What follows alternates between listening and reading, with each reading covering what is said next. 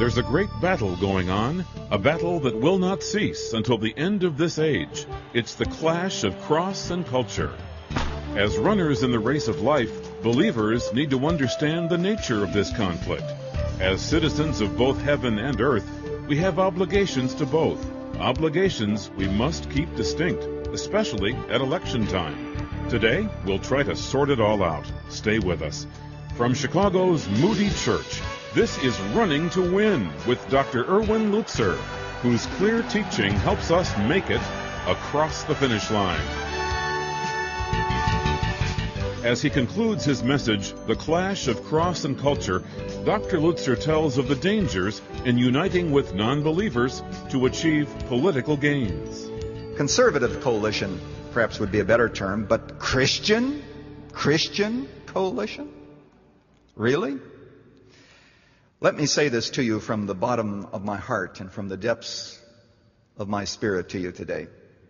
There may be some value in uniting for certain political causes with those who are believers in different gods and different religions. There may be some value, and of course politics is a game of numbers, and that's the purpose for these coalitions, because you have to be able to outvote those whom you want to have in office or not to have in office, and that's the name of the game. But it's a high-stakes game with all kinds of problems, and it has backfired significantly. But listen to this. If there is ever a cause in which we unite with those for different religions, whatever may be said about that cause, it absolutely cannot be the main mission of the church. It can't be. It's got to be something else, something of lesser importance. Because the mission of the church is, go ye into all the world and preach the gospel, and I am the way, said Jesus, the truth and the life, and that no man comes unto the Father but by me. And that is our mandate, and that is our mission, and we must stick with those who agree with us and unite with them. But we cannot even begin to think that we can make common cause with those who believe in different religions and somehow still be fulfilling that mandate. Impossible. Possible. So let us simply admit it. PBS is going to do a series, or at least one presentation, on the religious right in America. I saw it advertised yesterday in the newspaper. A news reporter working on it went to a friend of mine who is a scholar and who would have some input on those things. And my friend tells me that he was speaking to this woman who had interviewed 40 people on the religious political right. And he said to her, did anyone explain the gospel to you? And she said, no. What is the gospel? What do you mean? And he explained the gospel to her, that Jesus Christ died for sinners. We can be reconciled to God because Christ met all of God's requirements, and He's the only qualified Savior. And salvation must be a free gift, because if you understand the nature of who we are and who God is, it can be no other way. She had never heard that before. That was news. My dear friend, has it really come to the point in America where a news reporter can interview 40 Christian politicians and not hear the message of the gospel of Christ? Has it come to that? Could it well be that we are missing it? We are missing it, and we have forgotten what our main mission is, and that is to exalt Christ. And could it be that the reason that we cast about for one of these political solutions is because we somehow think in the depths of our hearts that the cross does not work anymore? Could it be? Of course, there's place for political involvement. All good citizens should be involved. They should vote. I believe Christians should run for office.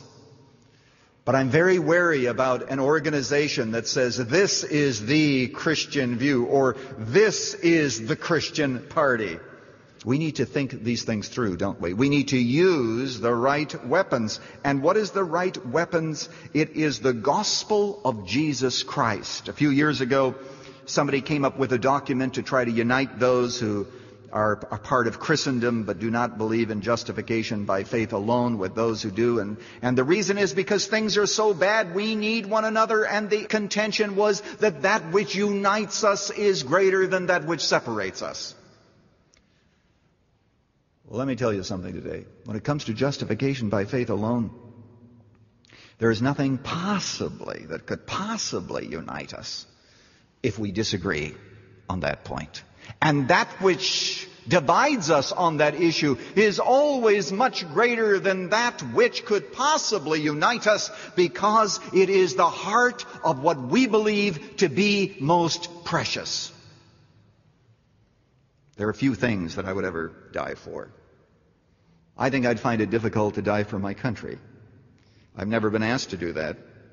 I think I'd find it difficult to die for a lot of different things. But there's one thing I'd be willing to go to the stake for by God's grace, and I hope that I would march there triumphantly, and that is the gospel of Jesus Christ. It is the distinctive message of today, and the only message that is the power of God. We say we want to see God's power, and so people go into all kinds of meetings with ecstatic utterances and what have you. They say, we want to see God's power. We want to see people who are touched by God. Paul says, I offer you to do the gospel, which is the power of God unto salvation. It is our most formidable weapon. I agree with Bonhoeffer, who said, it is not before us, but it is before the cross that the world trembles. Third, we fight with the right attitude. We fight with the right attitude. We fight with humility. We don't come to the political process thinking that we have all the right answers, and if we did all the right things, everything would come out nicely. Perhaps you disagree with Luther, but at least some of us maybe have the humility to admit that he was right when he said, I would rather be governed by a wise Turk than a stupid Christian.